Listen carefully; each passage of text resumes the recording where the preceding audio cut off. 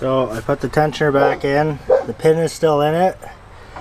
Again, the top is lined up with the blue mark. It's lined up with the dot on the sprocket. And then the bottom, the crank key is lined up with that line. And then I get my mirror here. The dot is lined up with the gold link. The dot on the block goes to the sprocket. So now, this is another reason you put the paper towels, because when you take this tack out, you don't want it falling into the oil pan. And get the tack.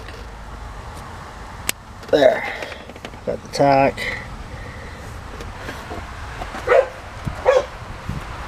Now the tensioner has come out. And we'll make sure everything's still lined up. That. And then that's pretty dirty.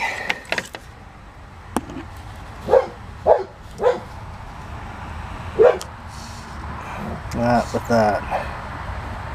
Perfect. Now I'll put the top chain on.